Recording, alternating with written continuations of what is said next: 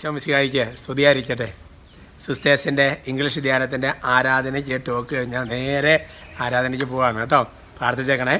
ബഹുമാനപ്പെട്ട വട്ടായിലച്ഛൻ ബാംഗ്ലൂർ ഒരു ഇംഗ്ലീഷ് ധ്യാനം, അൽമാരുടെ ഒരു ഇംഗ്ലീഷ് ധ്യാനത്തിൻ്റെ ഒരു പള്ളിയിൽ അച്ഛൻ പ്രത്യേകം പോവാണ്. ബാംഗ്ലൂർ പ്രദേശത്തുള്ളവരെല്ലാം ആ ശുശ്രൂഷ സംബന്ധിക്കുന്നത് നല്ലതാണ്. സന്തോഷത്തോടെ പറയാം. Hallelujah, praise the Lord. പ്രിയപ്പെട്ട സഹോദരങ്ങളെ, തലക്കെട്ട് കണ്ടു കാണും അല്ലേ? ഇങ്ങനെ വചനം സ്വീകരിച്ചില്ലെങ്കിൽ കാര്യം, ഇങ്ങനെ സ്വീകരിച്ചില്ലെങ്കിൽ കാര്യം എന്നാന്ന് പറഞ്ഞിട്ടില്ല, അതിപ്പോൾ പറയാം. Praise the Lord. പ്രിയപ്പെട്ട സഹോദരൻ, ചിലപ്പോഴെങ്കിലും ആൾക്കാർ പറയാറുണ്ട് ചില ധ്യാനത്തിന് പോകാം, വചനം കേൾക്കാതെ. ഇതിപ്പോൾ ഈ തിരക്കിൻ്റെ ഇടയ്ക്ക് എങ്ങനെ പോകണത്? ഈ പ്രശ്നം ഒന്ന് സോൾവ് ചെയ്യാതെ എങ്ങനെ പോകാൻ പറ്റണത്? അല്ലെങ്കിൽ ഇത്രയും കഷ്ടപ്പാടിരിക്കും, ഇത് നമുക്കൊന്നൊന്ന് സ്വസ്ഥമാകട്ടെ, എന്നിട്ട് പോയി ധ്യാനം കൂടാം, എന്നിട്ട് പോയി വചനം കേൾക്കാം എന്നൊക്കെ പറയുന്ന ചില ആൾക്കാരെ പല ജീവിത സാഹചര്യങ്ങൾ കാണാനായിട്ട് വന്നിട്ടുണ്ട്. പക്ഷേ എൻ്റെ സഹോദരങ്ങളെ, 1 തെസ്സലോനിക്ക 1-ാമത്തെ അധ്യായത്തിലെ 6-ാമത്തെ വാക്യത്തിൽ വചനം പഠിപ്പിക്കുന്നത് ഇങ്ങനെയാണ്: നിങ്ങൾ ഞങ്ങളെയും കർത്താവിനെയും അനുകരിക്കുന്നവരായി.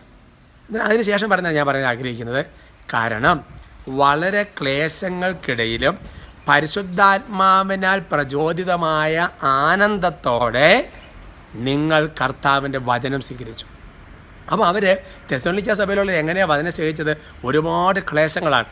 ചിലപ്പോൾ രോഗമായിരിക്കാം, തകർച്ചയായിരിക്കാം, സാമ്പത്തിക ഞെരുക്കമായിരിക്കാം, അല്ലെങ്കിൽ തെറ്റിദ്ധാരണകളായിരിക്കാം, ജോലി തടസ്സം, വിവാഹ തടസ്സം, മക്കളില്ല, അല്ലെങ്കിൽ മക്കളെക്കുറിച്ചുള്ള ഭാരം, ഇങ്ങനെ പലവിധ പ്രശ്നങ്ങളിലൂടെ അതുപോലെ കഠോരമായ ക്ലേശങ്ങളാണ്. ആ ക്ലേശങ്ങൾക്കിടയിലും പരിശുദ്ധാത്മാവിൽ പ്രചോദിതമായ ആനന്ദത്തോടെ വചനം സ്വീകരിച്ചു. അതുകൊണ്ട് തന്നെ സഹോദരങ്ങൾ, നമ്മൾ വിശുദ്ധ കുർബാനയ്ക്ക് പോകുമ്പോൾ കാര്യം പ്രശ്നങ്ങളൊക്കെ ഉണ്ടെങ്കിൽ പരിശുദ്ധാത്മാവിലുള്ള ഒരു പ്രചോദനാത്മകമായ ഒരു ആനന്ദം നമ്മുടെ ഹൃദയത്തിൽ വേണം. അപ്പോൾ എന്താ, എല്ലാ പ്രശ്നങ്ങളും ഒന്നുമില്ല, എല്ലാം സമാധാനമായിട്ട് സ്വസ്ഥമായിട്ടിരിക്കുന്ന സമയത്ത് എല്ലാം ക്ലിയറായി എന്നാൽ പോയി ധ്യാനം കൂടിയേക്കാം. അപ്പോൾ കൂടണമെന്നല്ല പറഞ്ഞതിൻ്റെ അർത്ഥം.